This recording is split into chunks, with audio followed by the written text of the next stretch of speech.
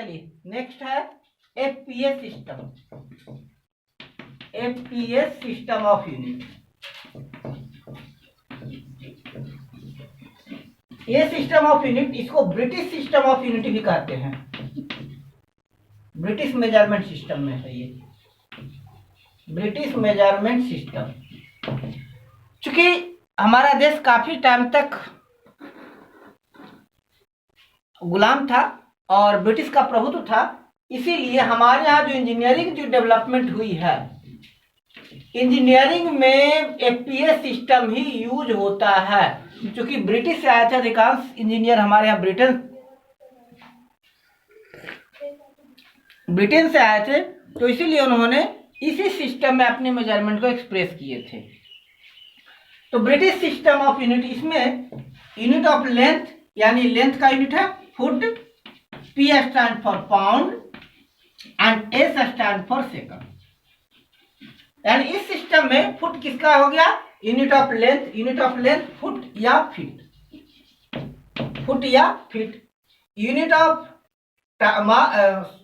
Mass pound and unit of time second. ये FPS system है। जैसे कि मैंने पहले कहा था ना, ये ब्रिटिश मेजरमेंट सिस्टम है और हमारे यहाँ इनकी ज्यादातर यूज इंजीनियरिंग में हो रहा है, सिविल इंजीनियरिंग में खासकर बहुत ज्यादा हो रहा है। एफपीएस सिस्टम का रहा है, इस सिस्टम में एफ स्टैंड फॉर फुट यानी unit of length is foot, P stand for pound, unit of mass is pound and S stand for second, that is unit of time is second.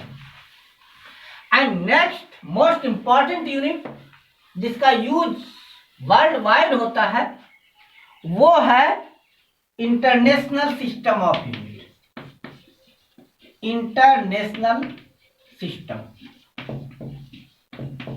जिसको हम लोग कहते हैं SI system. SI system वास्तव में इसके पहले एक और सिस्टम आया था जिसे कहते हैं MKS system, MKS system of unit.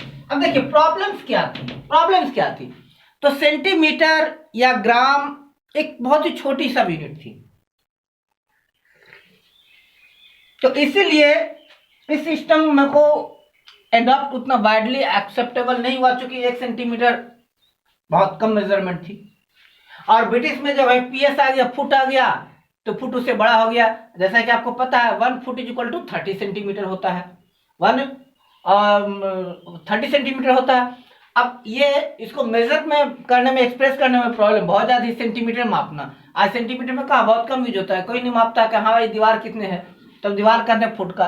तो फुट कहाँ से आ जाता है, आप ये सुने हैं, आप बिल्डिंग कोई कहता है कि हाँ जी ये दीवार 2 मीटर लंबा है या 4 मीटर ऊंचा है, ऐसा नहीं कहता, सिर्फ फुट कहता है, कितना फीट का दीवार है ना। तो क्यों, क्योंकि मैंने पहले कहा था कि इंजीनियरिंग, ये सिविल इंजीनियरिंग का पार्ट है, इंजीनियरिंग ब्रिटिश का देन है, इसीलिए उन्होंने इंजीनियरिंग में अपने यूनिट्स को ही डेवलप किया था।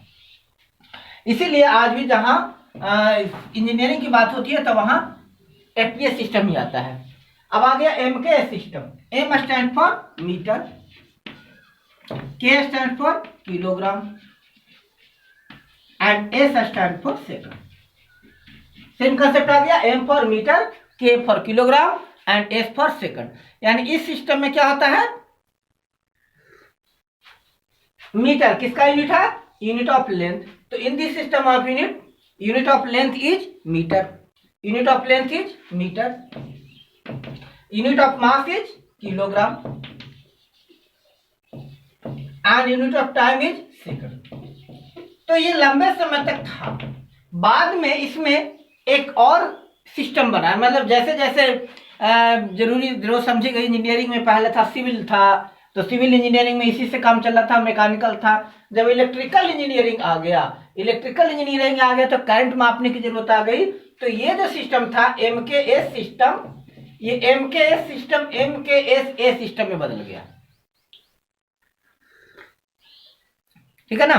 एमकेएस सिस्टम एमकेएसए सिस्टम में बदल गया, जिसमें ए आ गया, ये आ गया unit of electric current, unit of electric current, ये आ गया ए स्टैंड फॉर एम्पियर। तो पहले ये एमकेएस सिस्टम था, लेकिन जब इलेक्ट्रिक करंट आ गया उसमें तो ये एमकेएस से एमकेएस ए सिस्टम बन गया, और फिर ये हो गया एमकेएस ए सिस्टम आ गया, यानी आ गया metre kilogram second ampere system of unit. और आगे रिसर्च हुए, इनोवेशन हुए, और फिर इन्हीं से 1960 में international conference on weights and measures ने जो widely acceptable system of unit develop किया, उसे इंटरनेशनल सिस्टम कहा गया, एसआई सिस्टम। अब एसआई सिस्टम की बात हो रही है, एसआई सिस्टम, इसमें 7 यूनिट की बात हो रही है। पहला, in this system unit of length metre, M unit of mass kilogram, K G, unit of time second,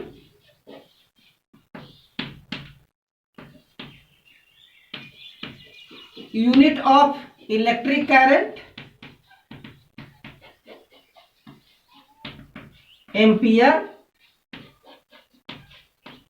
फिर आ गया यूनिट ऑफ हीट टेम्परेचर,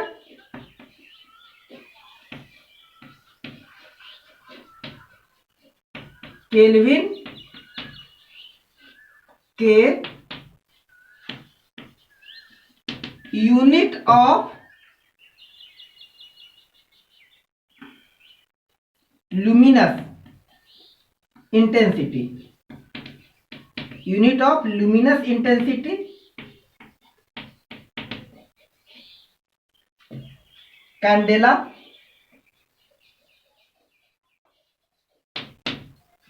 कितना होगा 2 4 6, and unit of amount of substance, ये केमिस्ट्री के लिए आ गया, unit of amount of substance mole, यानी ये आ गया। यहां तक तो हम लोग तो समझ गए। फिर बाद में थर्मल फिजिक्स आया, थर्मल फिजिक्स में आ गया तो टेम्परेचर मापने की बात हो गई तो केल्विन आ गया, केल्विन आ गया। फिर आकर जब लाइट आ गया, फोटो इलेक्ट्रिक इफेक्ट में आ गया, तो फिर आ गया लुमिनस इंटेंसिटी, कैंडेला, यानी जो लाइट जलता है ना वो कैंडेला में आता है, सीडी, उसमें भी लिखा हुआ रहता है, एक कैंडेला मतलब एक कैंडल के जितना लाइट। फिर आ गया unit of amount of substance, chemistry में मोल आ गया।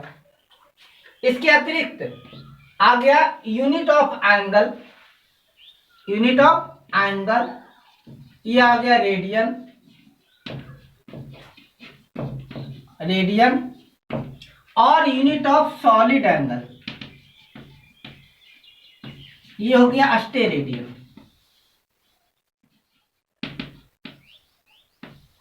ये इस तरह से टोटल 9 सिस्टम ऑफ यूनिट्स हैं, 9 यूनिट्स हैं एसआई सिस्टम के।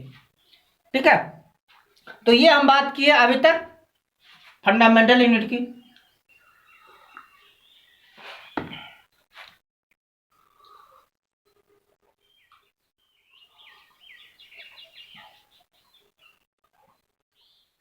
चलिए अब बात करेंगे फंडामेंटल यूनिट की, बात करते हैं डेराइव्ड यूनिट की। What is derived unit?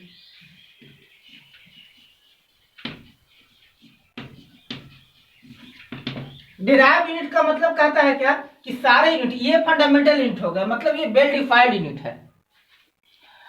अब इसके बाद आता है कि बहुत सारे ऐसे सिस्टम्स हैं जिनको, बहुत सारे ऐसे क्वांटिटी हैं जिनको फंडामेंटल क्वांटिटी के रूप में एक्सप्रेस किया जाता है। जैसे अगर हम बात करते हैं एरिया मापना है ना, एरिया क्या है? लेंथ इंटू ब्रेड्थ, यानी लेंथ इंटू लेंथ। विड्थ क्या है? एक लेंथ है। लेंथ और विड्थ में क्या अंतर? जो शॉर्टेस्ट लेंथ होता है उसको विड्थ बता देते हैं, है ना। एक्स और वाई एक्सिस में लेंथ और विड्थ मापा जाता है, तो जो सबसे लंबा वाला हिस्सा हो गया वो लेंथ है। वैसे तो कहा जाता है एक्स एक्सिस पर लेंथ है, वाई एक्सिस पर विड्थ है और जेड एक्सिस पर हाइट है। जो एक्सप्रेस करेंगे एक्स एक्सिस पे लेंथ, वाई एक्सिस पे विड्थ और जेड एक्सिस पे हाइट, तो लेंथ, विड्थ और height.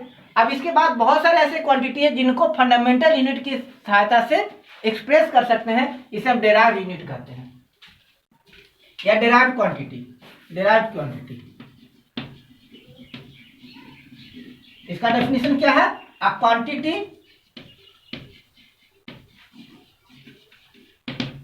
which is defined with the help of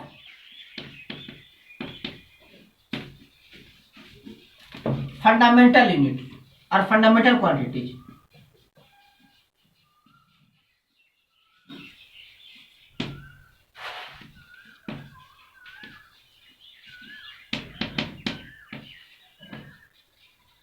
Are known as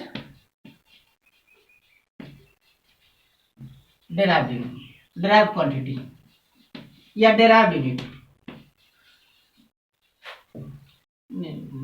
quantity. अगर derived unit की बात करते हैं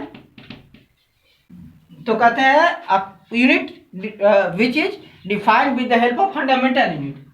फंडामेंटल यूनिट की सहायता से जिस यूनिट को एक्सप्रेस करेंगे वो डेराइव्ड यूनिट कहलाएगा।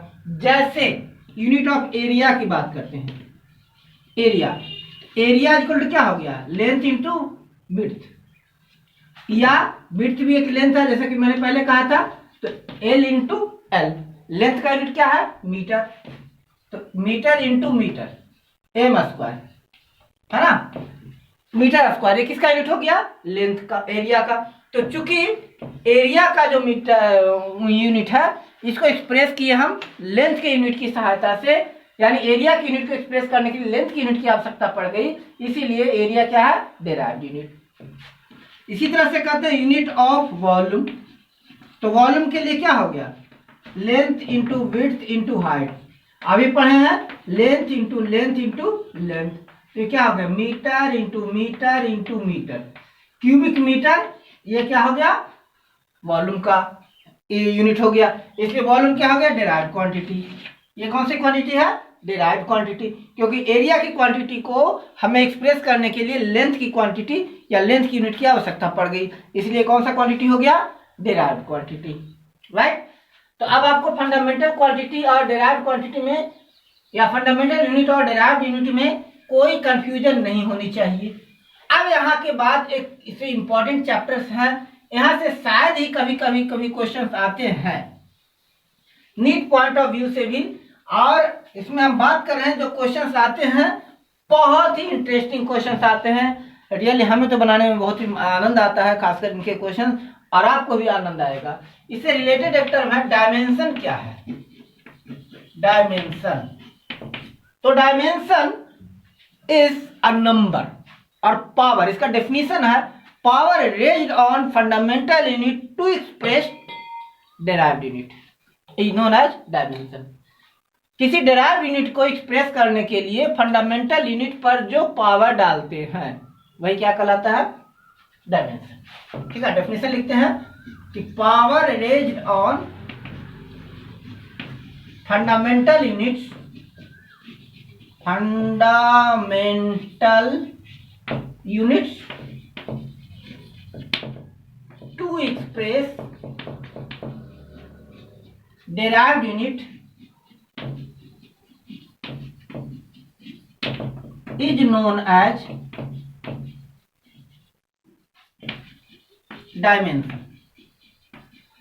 जैसे अगर हम कहते हैं एरिया, एरिया के लिए क्या होता है? इसका लेंथ का स्क्वायर, तो ये हो गया फंडामेंटल यूनिट, ये फंडामेंटल यूनिट, और जो इस पर पावर डाले हैं यही पावर इसका हो गया डायमेंशन। तो कोई कहे एरिया का डायमेंशन कितना है? 2। इस तरह से वॉल्यूम का डायमेंशन क्या हो गया? एल क्यू, तो इस पर जो 3 पावर डाले ये क्या हो गया? डायमेंशन है ना, जिसमें पावर रेज किए, और ये क्या है? Fundamental unit. तो ये हो गया डायमेंशन। अब डायमेंशन के बाद आता है डायमेंशनल फार्मूला और डायमेंशनल इक्वेशन। ये इंपॉर्टेंट है, डायमेंशनल फार्मूला क्या है और डायमेंशनल इक्वेशन क्या है। नेक्स्ट वीडियो में मैं डिटेल एक्सप्रेस करूंगा डायमेंशनल फार्मूला डायमेंशनल इक्वेशन के लिए उसे एक अलग से वीडियो बनाऊंगा, उसमें बहुत सारे फार्मूला रहेगा, फटाफट डायमेंशन बनाना सिखाऊंगा और ट्रिक्स लाऊंगा कि आप कैसे डायमेंशन आसानी से बना सकते हो। Dimensional formula, formula of derived quantity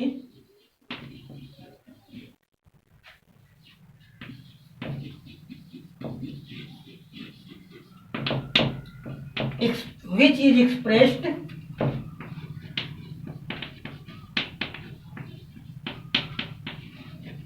with the help of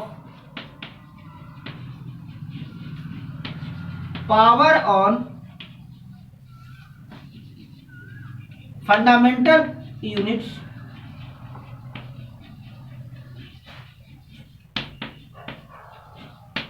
is known as dimensional formula.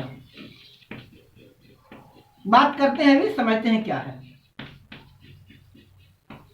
जैसे हम बात करते हैं फोर्स, हम पढ़े हैं फोर्स का ऐसा यूनिट क्या है, इसका ऐसा यूनिट न्यूटन है, ये ऐसा यूनिट न्यूटन है। लेकिन अगर इसका डायमेंशनल फार्मूला लिखने की बात हो जाएगी तो इसका डायमेंशनल फार्मूला क्या होगा, बनाना सीखेंगे अभी डायरेक्ट लिखते हैं। इसका डायमेंशनल फार्मूला होगा MLT-2। ये हो गया डायमेंशनल फार्मूला, ठीक है, ये हो गया डायमेंशनल फार्मूला। और डायमेंशनल इक्वेशन में कहते हैं कि यदि किसी इक्वेशंस में सारे के सारे डायमेंशंस फंडामेंटल क्वांटिटी के डायमेंशन में एक्सप्रेस किए हुए हों तो उसको हम लोग कहते हैं dimensional equation. So keep on watching, we will continue in my next video. Thanks for watching it.